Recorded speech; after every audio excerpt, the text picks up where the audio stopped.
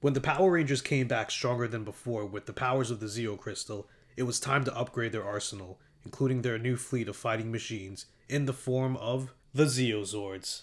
Hello everyone, I'm Sentai 5, and welcome to Megazord Formation.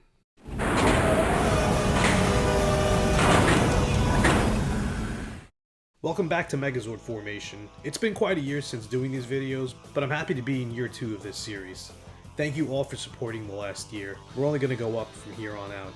While last year was solely focused on Mighty Morphin, since there was so much to cover, we can finally move on from that and go into other seasons. And this year we'll definitely have multiple seasons, so look forward to them. Now without further ado, let's get into Power Rangers Zeo. The Zeo Zords were the first set of Zords belonging to the Zeo Rangers, created by a previous Ranger for the first time ever, Billy Cranston. They were based on mythological creatures and ancient structures and items. They are comprised of Zeozord 1, 2, 3, 4, and 5, all belonging to the pink, yellow, blue, green, and red Zeo Rangers. Zeozord 1 has a length of 31.5 meters, which is 103.3 feet, a width of 19.4 meters, which is 63.6 feet, a height of 47.7 meters, which is 156.5 feet. It weighs 2,100 tons and has a speed of 80 kilometers per hour. It is a rolling Moai cannon, obviously based on the Moai statues of Easter Island. It has a cannon on top and missile launchers on the side to shoot down quadrifighters. It is piloted by the Pink Ranger.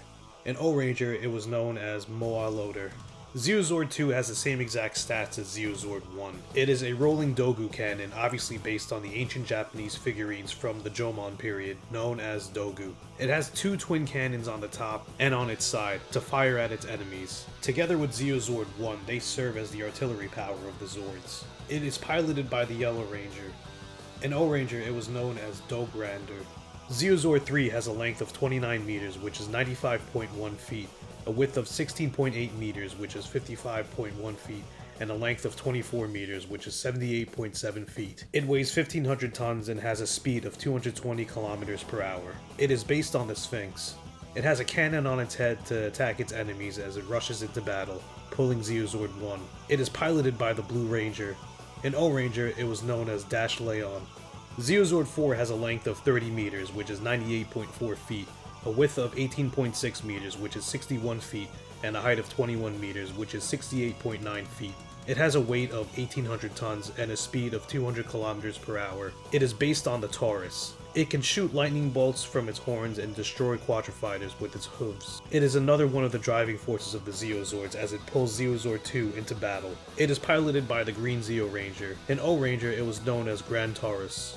Zeozord 5 has a length of 30.4 meters, which is 99.7 feet, a wingspan of 54.6 meters, which is 179.1 feet, and a height of 12.3 meters, which is 40.4 feet.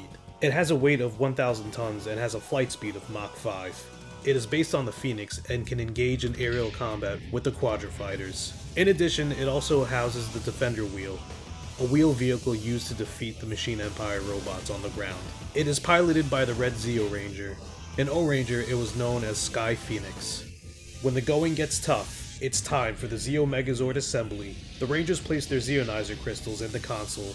The chains retract into Zeozords 1 and 2 as the cannons detach and fly forward. Zeozord 4 retracts, forming the waist and thighs. Zeozord 3 folds out, forming the chest and arms. Zeozord 5's wings fold in as Zeozords 3 and 4 combine in the air, before dropping onto Zeozords 1 and 2. And finally, my favorite part to the sequence, the Red Ranger locks sights on Megazord and brings in Zeozord 5 for the final docking, with the Rangers descending into the cockpit to form the Zeo Megazord. The Zeo Megazord stands at a height of 78.5 meters, which is 257.5 feet.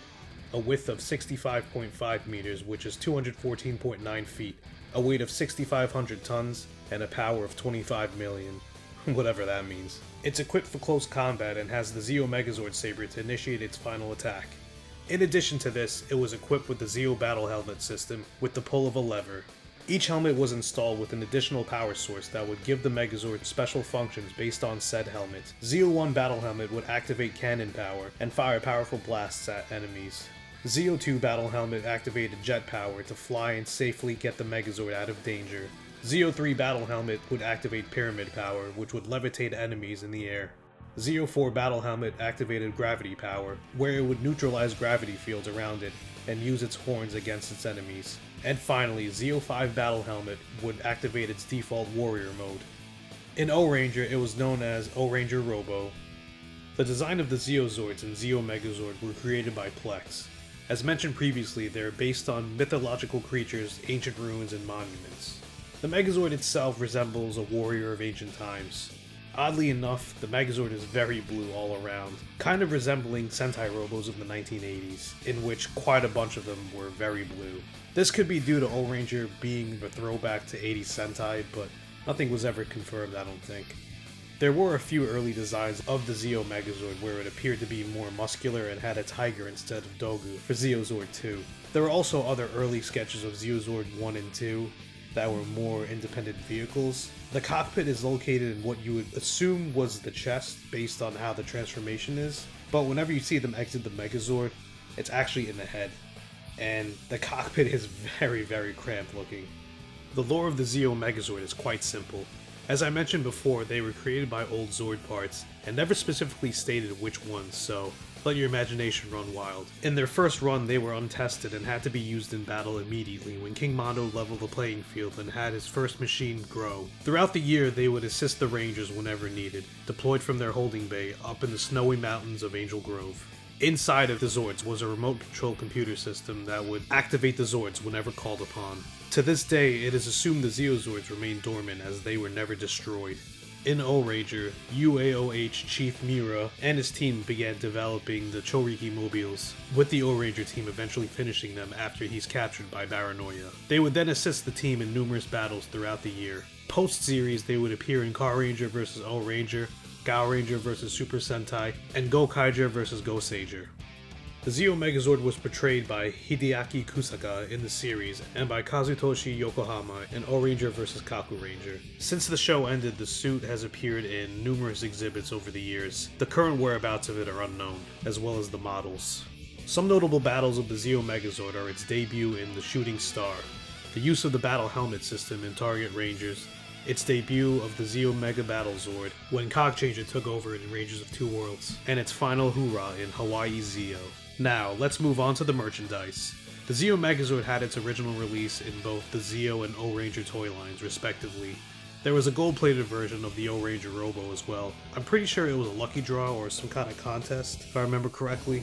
There was also the special-sized, non-transforming version in the O-Ranger toy line. There was also the mini-plot and other smaller-sized figures throughout the toy line. There was even a cockpit playset as well. The Zeo toy line had the Zeo Zords as mini playsets that could combine into the Zeo Megazord. In addition, there was a 5.5-inch Power Sword Zeo Megazord figure, and Zeo Morphin figures. Then in 2006, Bandai Japan released an O-Ranger Robo figure in the Super Sentai Robot Archives minifigure toy line. There were two versions of this to accommodate all the helmets. Then in 2011, the Retrofire Zeo Megazord was released, originally planned for a 2010 release, but it got shafted. From 2017 to 2018, the Zeo Megazord was a Build-A-Figure in the Legacy toy line. Finally, in 2020, the Lightning Collection released a non-transforming Zeo Megazord figure that was about 12 inches. There's also a prototype for the Metal Power Zeo Megazord that was seen a few years ago, but I have no idea what's going on with that. I don't even know if it's still going to be made or not. The Zeo Megazord has two video game appearances, the first being Power Rangers Zeo vs. the Machine Empire, in which it fights King Mondo, and the second being the Zeo Pinball game. And that's pretty much it for the Zeo Megazord. I hope you all enjoyed it. Don't forget to like, comment, subscribe, and share this video. Come back next time as we focus our mind, body, and soul into the agile and powerful Red Battle Zord. Until then, be well, stay safe, and I'll see you all next time.